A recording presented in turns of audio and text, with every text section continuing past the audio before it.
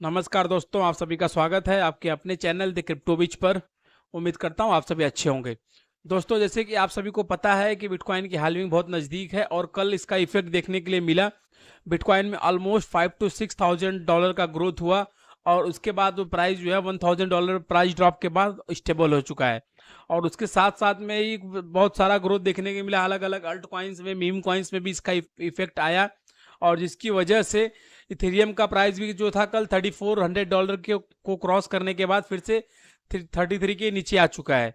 और Solana, XRP, dog coin, काफ़ी सारे ऐसे कॉइन भी हैं जिनके प्राइस में जो है लगातार प्राइस ड्रॉप देखने के लिए मिल रहा है।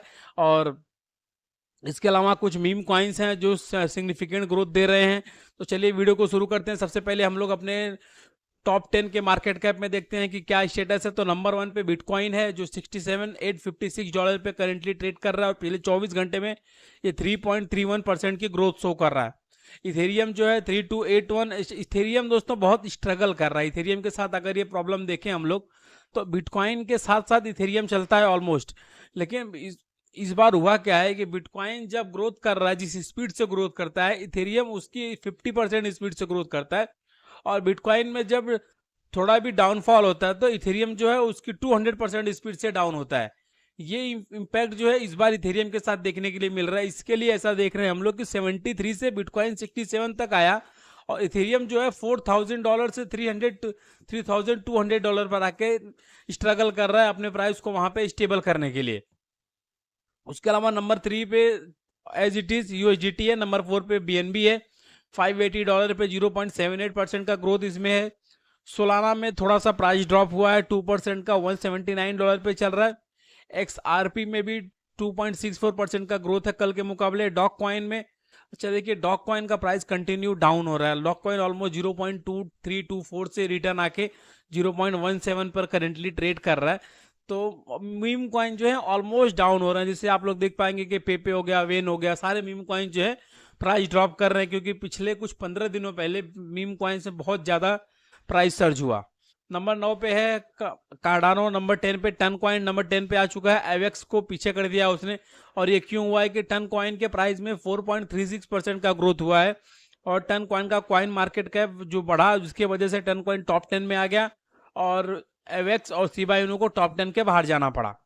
तो ये रही टॉप 10 की अपडेट। अब उसके अलावा हम लोग एक बार देखते हैं कि मार्केट में टोटल अपडेट क्या है।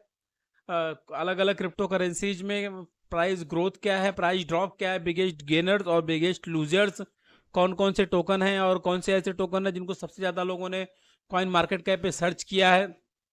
तो दोस्तों सबसे पहले नंबर 1 पे बिगेस्ट गेनर्स में पेंडल चल रहा है 29.77, यानी कि ऑलमोस्ट 30% की ग्रोथ है पेंडल में। आप लोग देख पा रहे होंगे यहाँ पे $6.29 पे ट्रेड कर रहा है। बिटकॉइन कैश में 11.47% का ग्रोथ है जो $683 पे करेंटली ट्रेड कर रहा है। और ई कैश 10.40% की ग्रोथ के साथ में। और मेंटल यानी कि जो बाइबिट का अपना नेटिव टोकन है वो 10% की ग्रोथ के साथ में $1.39 पर ट्रेड कर रहा है। बिटेंसर डाउ जो है 7.42% है। ऑडी 7.7, इथेरियम क्लासिक 5.69, चिलीज जो है 4.80, नियर प्रोटोकॉल 4.48 और बिटकॉइन एसवी जो है 4.03। ये जो है टॉप 10 बिगेस्ट गेनर्स हैं पिछले 24 घंटे में मार्केट में। और टॉप 10 लूजर्स में अगर आप देखने जाएंगे तो नंबर 1 पे आपको दिखेगा कोर डाओ का नेटिव टोकन कोर जो कि 22% डाउन है। और इसका रीजन क्या है मैं आपको कल भी बताया था इस वीडियो में के माध्यम से कि कोर ऑलमोस्ट 350% ग्रोथ पे है। तो 350% ऊपर जाने के बाद कोई भी क्रिप्टो टोकन में करेक्शन होता है, प्राइस करेक्शन होता है। और जब प्राइस करेक्शन होता है तो एक अच्छा खासा प्राइस करेक्शन होता है। तो वही कोर में देखने के लिए मिल रहा है 22% का प्राइस ड्रॉप। उसके अलावा नंबर 2 पे है वर्म होल। वर्म होल जो है न्यूली लिस्टेड टोकन है, ये अभी 2 दिन पहले मार्केट में लिस्ट हुआ। ये करंटली 0.99 यानी कि $1 के आसपास ट्रेड कर रहा है और 17% डाउन है। नंबर 3 पे है इथिना। इथिना लैब्स का टोकन, एथिन लैब्स का टोकन है इथिना जो कि 0.96 ऑलमोस्ट $1 के आसपास है। 9% का प्राइस ड्रॉप है। ये भी $1 के ऊपर जाके आया है। नंबर 4 पे जुपिटर है 8.44%। सोलाना नेटवर्क का टोकन है ये $1.40 के साथ में। ये करेंटली 8.4% प्राइस ड्रॉप के साथ में मार्केट में ट्रेड हो रहा है। नंबर 5 पे dogwifhat 8.3113% price drop. XLR 5.75 और बिटगेट का अपना नेटिव टोकन BGB जो है वो 5.66% के प्राइस ड्रॉप के साथ में $1.25 पे ट्रेड कर रहा है करेंटली।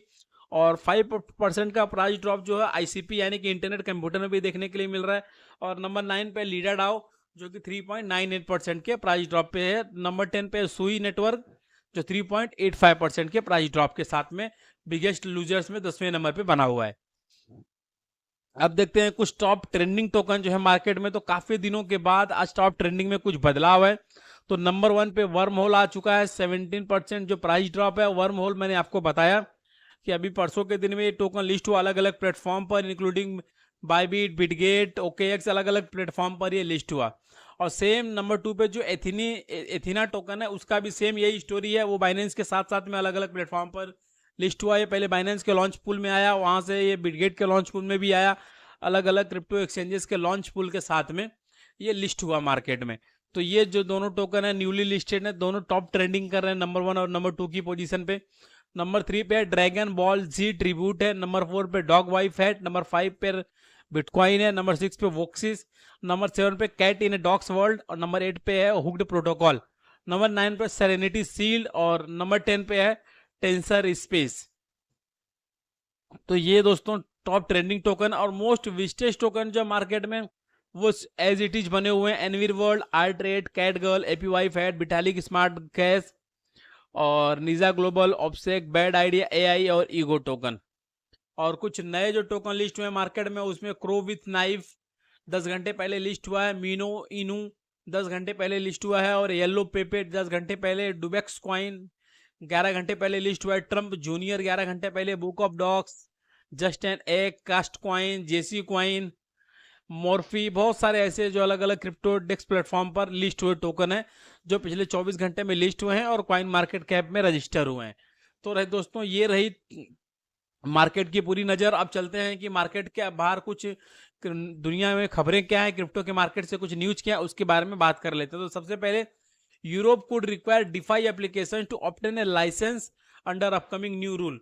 तो यूरोप में दोस्तों जो नया रूल आ रही है, गाइडलाइन आ रही है क्रिप्टो करेंसी के लिए, उसमें डिफाई जो एप्लीकेशन यानी डिसेंट्रलाइज फाइनेंस की जो एप्लीकेशन है उनको लाइसेंस की जरूरत पड़ेगी। According to the market in crypto assets MiCA, the regulatory framework that governs digital assets within the region, the European Commission is required to prepare a report by December 13, 2024, evaluating the decentralized finance market and the feasibility of specific regulation of the sector. In preparation for this report, we have initiated a number of actions. For instance, we are running a study on embedded supervision.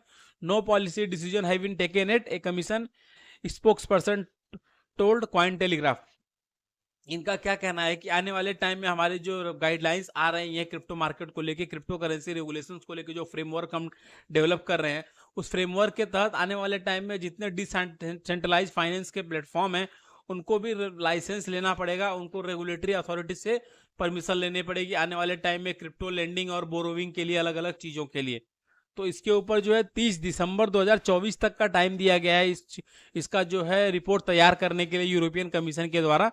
और उसके बाद इसके ऊपर work होगा। तो देखते हैं आने वाले टाइम में क्या अपडेट आता है, डिसेंट्रलाइज फाइनेंस के ऊपर क्या नए नए रूल इम्पोज किए जाते हैं। उसके अलावा कनाडा से न्यूज़ है कि Canadian regulatory license secured by Coinbase. Coinbase ने जो है कनाडा का ऑफिशियल लाइसेंस वहाँ पे सिक्योर कर लिया है, यानी कि लाइसेंस वहाँ से उनको मिल गया है। जैसे कि आप सभी को पता है कि भारत सरकार द्वारा भी FIU का लाइसेंस लेना कंपलसरी कर दिया गया है क्रिप्टो एक्सचेंजेस के लिए, यानी कि डिजिटल असेट्स प्रोवाइडर्स के लिए।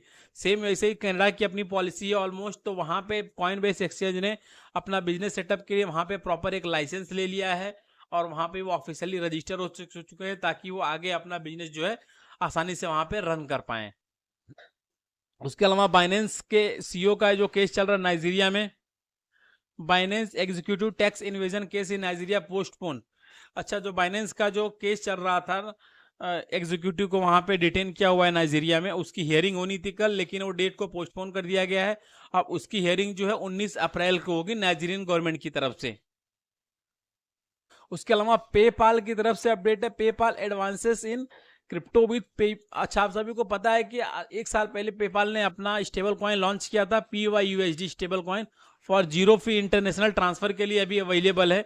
इसके पहले क्या था, PYUSD पे ट्रांसफर की फीस लगती थी, गैस फी पे करनी पड़ती थी, लेकिन अब PYUSD जो है जीरो फी पे इंटरनेशनल ट्रांसफर हो पाएगा।